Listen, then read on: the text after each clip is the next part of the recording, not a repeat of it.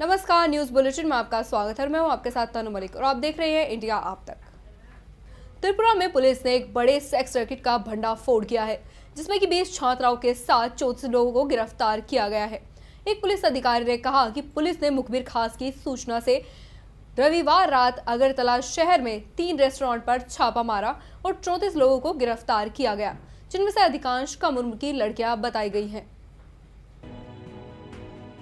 त्रिपुरा में एक बड़े सेक्स रैकेट का भंडाफोड़ किया गया है। गिरफ्तार लोगों में 2 युवतियां अगरतला के नेशनल इंस्टीट्यूट ऑफ टेक्नोलॉजी और अगरतला गवर्नमेंट मेडिकल कॉलेज की छात्रा है। एक युवती नर्सिंग इंस्टीट्यूट की छात्रा है और 2 लड़कियों की उम्र महज 17 साल है। पुलिस ने तीनों रेस्टोरेंट के मालिकों को गिरफ्तार कर लिया है। हिरासत में लिए गए सभी लोगों को रविवार देर शाम एक स्थानीय अदालत में पेश किया गया। अदालत ने इनमें से 32 लोगों को न्यायिक हिरासत में और 2 को नाबालिग होने की वजह से बाल सुधार गृह भेज दिया गया है। छापामारी का नेतृत्व पश्चिम त्रिपुरा जिले की पुलिस प्रमुख विजय नाग और उनकी उप प्रमुख शर्मिष्ठा चक्रवर्ती ने किया। नाग ने कहा, पुलिस जल्द ही राजधानी और इसके पड़ोसी इलाकों में चल रही कुछ अवैध गतिविधियों के खिलाफ भी कदम उठाएगी। प्रधानमंत्री नरेंद्र मोदी ने अपनी सरकार के सबका साथ सबका विकास के मंत्र को आगे बढ़ाते हुए समाज के कमजोर वर्ग के लिए कानूनी सहायता सुनिश्चित करने के लिए उसमें सबका साथ सबका विकास के मंत्र को शामिल भी किया है। पीएम मोदी ने विधिक सेवा दिवस पर कानून के जानकारों को संबोधित करते हुए कहा, मैं सबका साथ सबका विकास में यकीन रखता हूं और इसके साथ साथ सबका न्याय भी जरूरी है।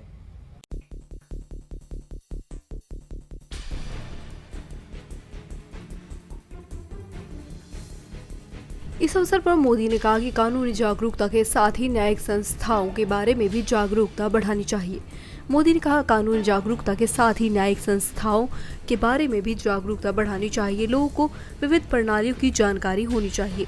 पीएम मोदी ने स्वीकार किया कि खुद उन्हें भी अब तक न्यायपालिका के सभी आयामों की जानकारी नहीं थी। उन्होंने 5 दिसंबर 1995 को राष्ट्रीय विधिक सेवा प्राधिकरण की स्थापना के बाद से लोक अदालतों द्वारा 8.5 करोड़ से भी अधिक मामलों के निराकरण की सराहना की।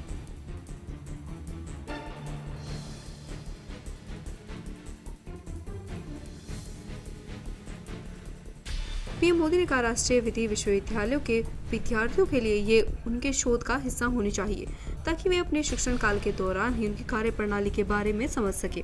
वहीं कानून जागरूकता के प्रसार में योगदान की भूमिका के बारे में न्यायमूर्ति टी.एस. ठाकुर ने कहा, अगर गरीबों को न्याय नहीं मिलता तो किसी भी समाज, किसी भी प्रणाली या किसी भी हुकूमत का निर्माण नहीं हो सकता। गरीबों को न्याय संवैधानिक जनादेश को कायम रखता है। न्यायमूर्ति ठाकुर न्यायमूर्ति H.L. दत्तू के स्थान पर 3 दिवस को भारत के प्रधान न्यायाधीश का पद ग्रहण करने जा रहे हैं। न्यायमूर्ति ठाकुर ने कहा कि लोक अदालतों के द्वारा मामलों का निराकरण केवल विवाद से संबंधित दोनों पक्षों के लिए ही फायदा का सौदा नहीं है, बल्कि इसमें कई मामलों के भार भी कम किए जाते हैं, क्योंकि लोक अदालतों के निपटाए गए मामलों को चुनौती नहीं दी जा सकती।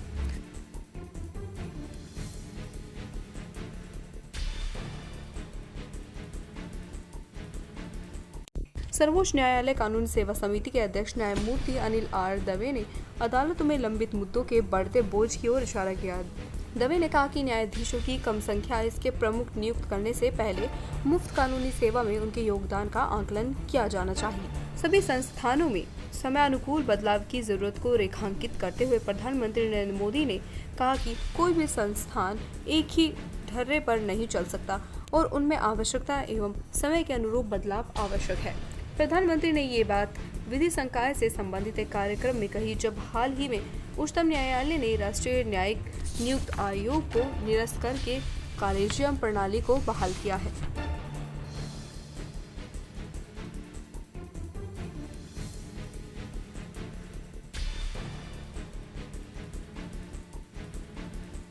भारत ने सोमवार को परमाणु सामरिक बैलिस्टिक मिसाइल अग्नि 4 का सफल प्रायोगिक परीक्षण किया। ये 4000 किलोमीटर तक मार करने वाली मिसाइल है। रक्षा मंत्रालय के सूत्रों के मुताबिक सेना के सामरिक बल कमान ने ओडिशा तट के एपीजे अब्दुल कलाम से मिसाइल का परीक्षण किया।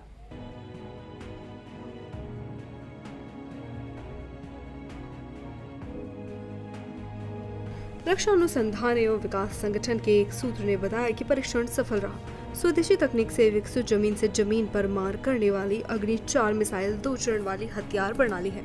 चलिए अब आपको बताते हैं इसके बारे में कुछ खास बातें। इस मिसाइल का वजन 17 टन और लंबाई 20 मीटर है। इस तरह की ये पहली मिसाइल है जो मिसाइल प्रौद्योगिकी में क्वांटर लीप का प्रतिनिधित्व करती है। मिसाइल वजन में हल्की है। इसमें 2 चरण में ठोस प्रणोदन और री एंट्री हीट शील्ड लगे हैं। ये 5वीं पीढ़ी के कंप्यूटर से सुसज्जित है। इसकी सबसे बड़ी खासियत ये है कि इसमें किसी भी तरह की गड़बड़ी होने पर रास्ते में खुद सुधार लाने की अक्षमता है।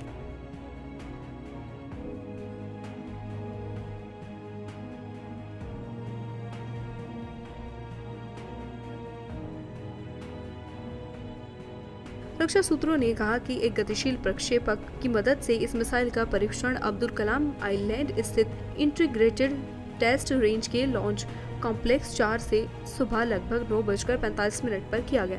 इस स्थान का नाम पहले व्हीलर आइलैंड था।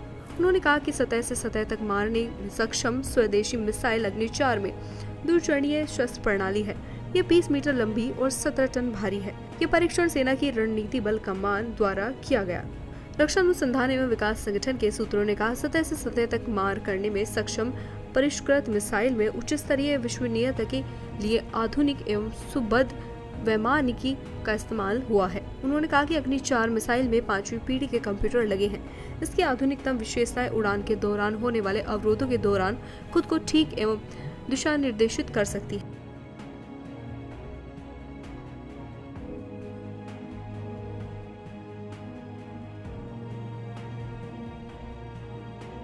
वाहन का अपने लक्ष्य तक सटीकता के साथ पहुंचना सुनिश्चित करने के लिए इसमें विशेष नेविगेशन प्रणाली का इस्तेमाल किया गया है। पुनः प्रवेश ऊष्मा कवच 4000 डिग्री सेंटीग्रेड तक के तापमान को सह सकता है और ये सुनिश्चित करता है कि अंदर का तापमान 50 डिग्री से कम रहे और इस दौरान वैमानिकी सामान्य ढंग से काम कर सके। सूत्रों ने कहा कि सशस्त्र बलों के शस्त्रागार में अग्नि 1, 2, 3 और पृथ्वी पहले से मौजूद है, जो कि इन्हें 3000 किलोमीटर से ज्यादा की दूरी को अपनी जद में ला देती है।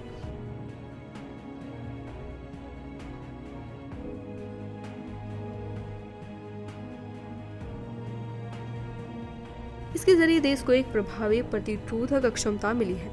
उन्होंने कहा कि मिसाइल के रास्ते पर नजर रखने के लिए और इसके हर पैमाने के निरीक्षण के लिए ओडिशा के तट पर रडार और इलेक्ट्रोड ऑप्टिकल्स व्यवस्थाएं लगाई गई थी। अंतिम चरण को देखने के लिए भारतीय नौसेना के 2 पोत लक्षित स्थान के पास लगाए गए थे। ये अग्नि 4 मिसाइल का 5वां परीक्षण था। पिछला परीक्षण सेना के SFC ने 2 दिसंबर 2014 को किया था, जो कि सफल रहा था।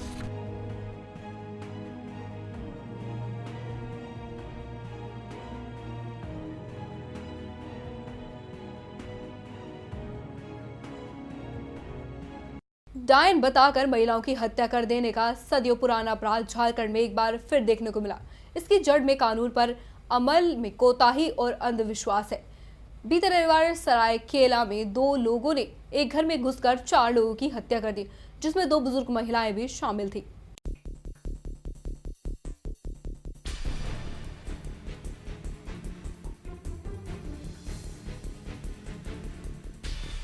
पुलिस के मुताबिक श्यामलाल मुंडा के बेटे की मौत हो गई थी। उसका मानना था कि उसके बेटे पर काला जादू कर दिया गया था। इसके लिए उसने अपने भाई राम सिंह मुंडा के साथ इस वारदात को अंजाम दिया। वे बुजुर्ग महिला का कटा हुआ सिर लेकर थाने गए और अपना जुर्म कबूल किया। पता चले कि ऐसी हत्याएं सामान्य बात हैं। 8 अगस्त को मंदिर में 5 महिलाओं की हत्या कर दी गई थी। पुलिस ने इस मामले में 30 लोगों को पकड़ा था।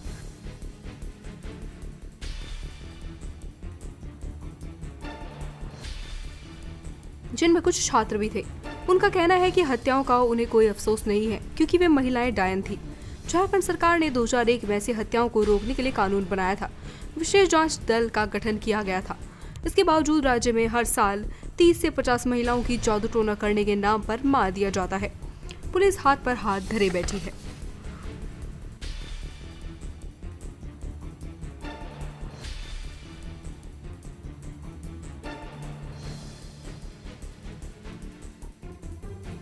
झारखंड महिला आयोग की पूर्व सदस्य वासवी ने कहा कि इन हत्याओं की कई वजह होती हैं। 2001 का कानून कमजोर है। इस सब के साथ भूमि विवाद के मामले अलग से हैं। कड़ी सजा के लिए कानून में संशोधन होना चाहिए। ओझाओं के लिए दंड का प्रावधान होना चाहिए। आधिकारिक आंकड़ों के मुताबिक 2014 में 44 महिलाओं को डायन बताकर मार दिया गया था। इस साल अब तक 46 महिलाओं को डायन बताकर मारा जा चुका है।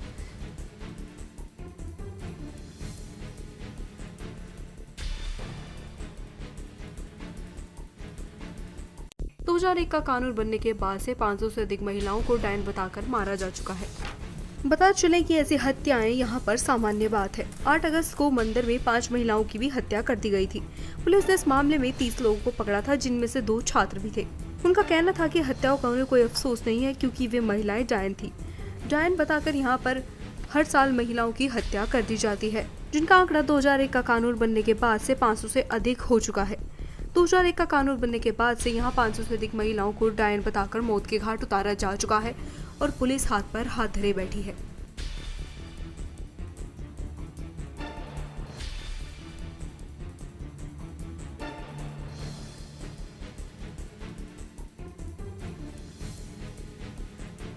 तमिलनाडु और श्रीलंका में समुद्री तूफान का खतरा तो नहीं है, लेकिन डीप डिप्रेशन के कारण वहां मूसलाधार बारिश हो रही है, जिसके कारण चेन्नई, चिदम्बरम से लेकर बेंगलुरु और जाफना और कोलंबो के कुछ इलाकों में बाढ़ जैसी स्थिति उत्पन्न हो सकती है।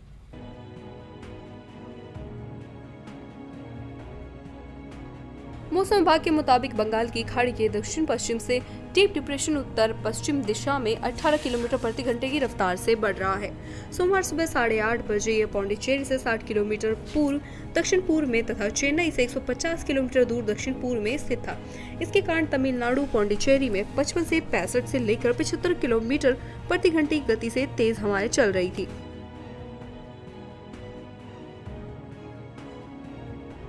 इसके असर से पिछले 24 घंटे में तमिलनाडु में बहुत भारी वर्षा हुई।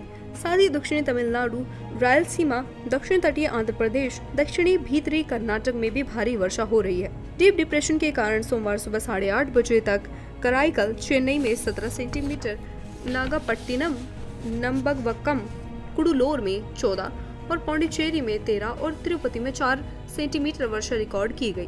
बंगाल की खाड़ी के ऊपर कम दबाव का एक क्षेत्र बन गया है, जिसमें चक्रवाती तूफान में बदलने का अनुमान है। ऐसी आशंका मौसम विभाग ने जताई है।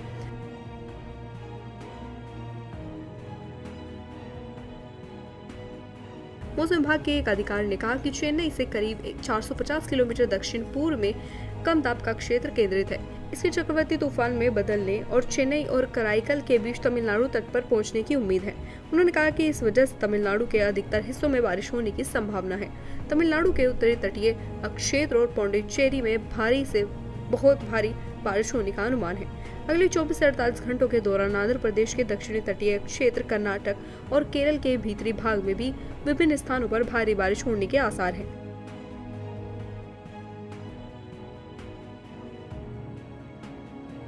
अधिकारी ने बताया कि तमिलनाडु में मछुआरों को अगले 24 से 48 घंटों के दौरान समुद्र में नहीं जाने की सलाह दी गई है, क्योंकि समुद्र अशांत रहेगा। तमिलनाडु के उत्तरी इलाकों में 40 से 60 किलोमीटर प्रति घंटे की रफ्तार से हवाएं चलने के आसार हैं। पौंडीचेरी में हालात पर काबू पाने के लिए 8 स्टॉक फोर्स तैनात है। पौंडीचेरी, चेन्नई और तमिलनाडु के कुछ जिलों में स्कूल कॉलेज बंद रखने का आदेश जारी किया गया है। बंगाल की खाड़ी के ऊपर कम दबाव का क्षेत्र बना हुआ है। इसके चक्रवाती तूफान में बदलने की आशंका जताई जा रही है।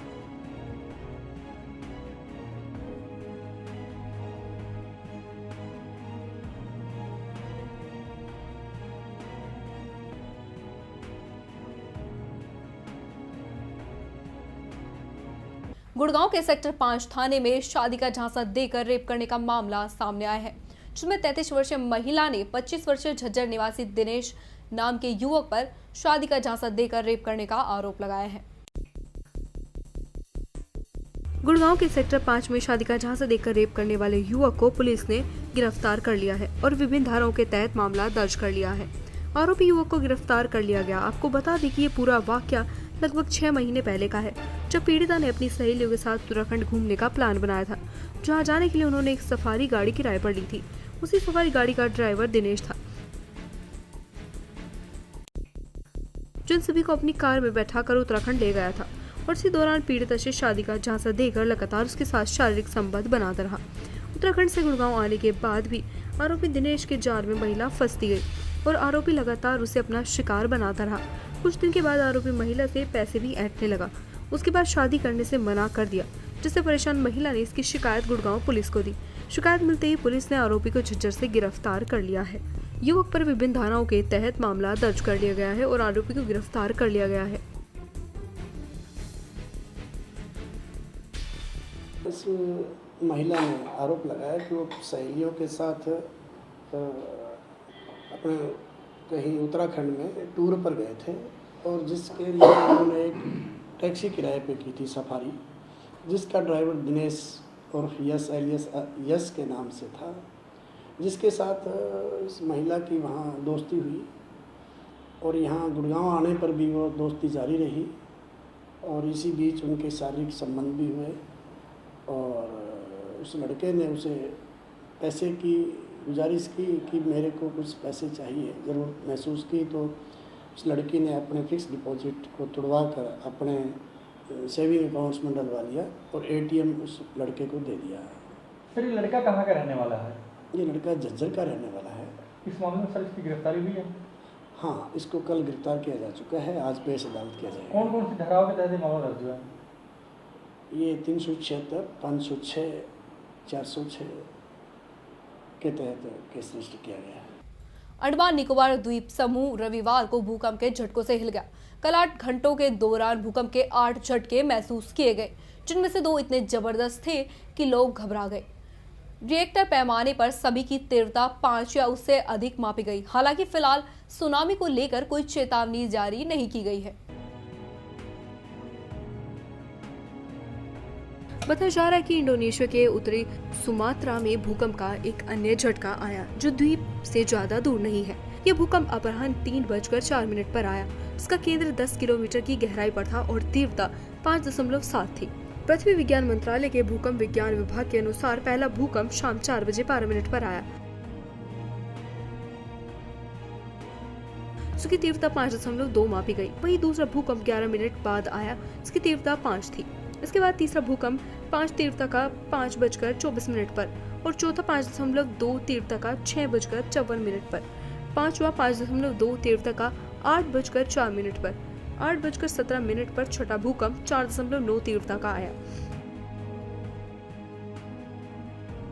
इन झटकों के लगभग 2 घंटे बाद 7वां भूकंप का झटका 6 तीव्रता का रात 10:17 पर महसूस किया गया और 8वां भूकंप का झटका 5.6 तीव्रता का रात 10:29 पर आया।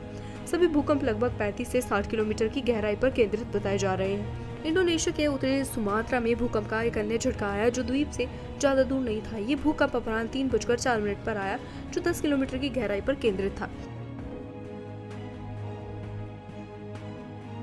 इसकी तीव्रता लगभग 5.7 थी। इंडोनेशिया के सुमात्रा में 6.1 की तीव्रता वाले भूकंप का झटका महसूस किया गया। हालांकि सुनामी को लेकर कोई चेतावनी जारी नहीं की गई। फिलहाल जान माल के नुकसान की कोई सूचना नहीं है।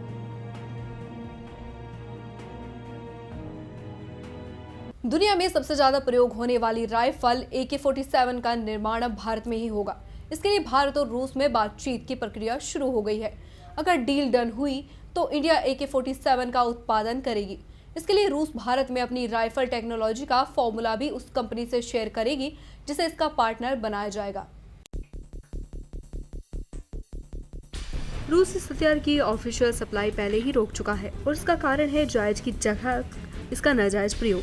जानकारी के मुताबिक रूसी राइफल निर्माता कंपनी क्लाशनकोव के चीफ एग्जीक्यूटिव एलेक्सी ने न्यूज एजेंसी को बताया कि इस साल की शुरुआत से ही भारत और रूस में बातचीत चल रही है। भारतीय कंपनियों के साथ बात साक्षात्कार दिशा में आगे बढ़ रही है।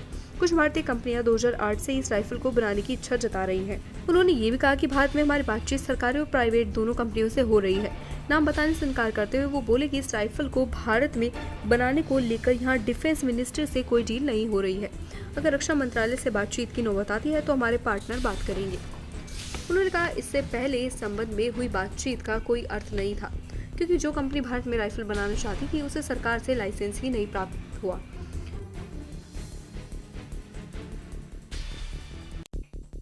कंपनी का कहना है कि भारत में राइफल का प्रोडक्शन शुरू करने के लिए करीब 650 करोड़ रुपए की लागत आएगी। इन्वेस्टमेंट का क्राइटेरिया जमीन और मैन्युफैक्चरिंग फैसिलिटी होगा। उन्होंने बताया कि उत्पादन शुरू होने के बाद सालाना 50,000 राइफलें बनाई जाएंगी। कंपनी का कहना है कि भारतीय राइफल का 5.56 mm और 7.62 mm मॉडल पसंद करते हैं, इसलिए फोकस इन्हीं के प्रोडक्शन पर होगा।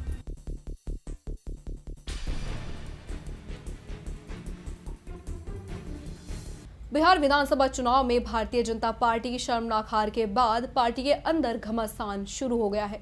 विज्ञापन पार्टी के महासचिव कैलाश विजयवर्गीय ने बिहार चुनाव प्रचार में अलग थलग किए जाने वाले पार्टी सांसद शत्रुघ्न सिन्हा पर एक विवादास्पद बयान दिया। कैलाश विजयवर्गीय ने कहा कि शत्रुघ्न सिन्हा की पहचान पार्टी से है, पार्टी की पहचान उनसे नहीं है।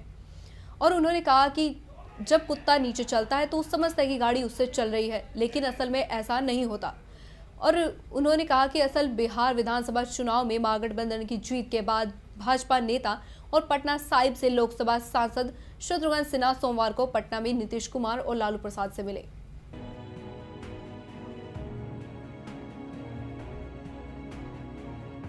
नीतीश और लालू से मुलाकात को उन्होंने पूरी तरह से निजी करार दिया, लेकिन दोनों नेताओं की जमकर तारीफ की। नीतीश से मिलने के बाद उन्होंने कहा कि वो महागठबंधन की शानदार जीत की बधाई देने के लिए आए थे।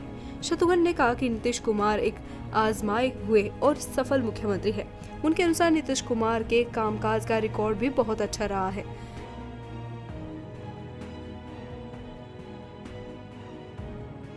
लेकिन नतीजे के बारे में उन्होंने कहा कि भारतीय जनता पार्टी की हार की जिम्मेदारी तय होनी चाहिए। कैलाश विजयवर्गीय उनके बयानों पर अपनी प्रतिक्रिया दे रहे थे। इस बीच केंद्रीय मंत्री उमा भारती ने शत्रुघ्न सिन्हा के खिलाफ कार्रवाई की मांग की है।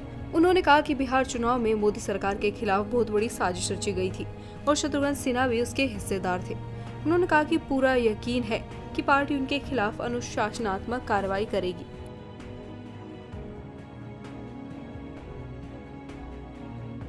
बिहार चुनाव में अपनी अनदेखी से नाराज चल रहे शत्रुघ्न सिन्हा ने रविवार को नतीजे आने के बाद कहा था कि चुनाव को लेकर कई नेताओं ने प्रधानमंत्री को भ्रमित किया। सिन्हा पिछले कुछ दिनों में कुछ मुद्दों पर पार्टी लाइन से अलग राय व्यक्त की है और बिहार के चुनाव प्रचार में भी वो कम नजर आए।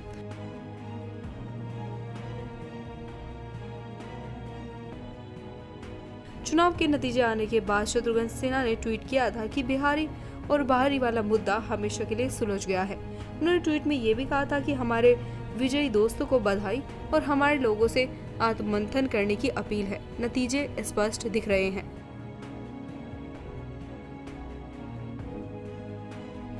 न्यूज बुलेटिन में फिलहाल इतना ही। बाकी तमाम खबरों के लिए आप देखते रहिए इंडिया आप तक। नमस्कार।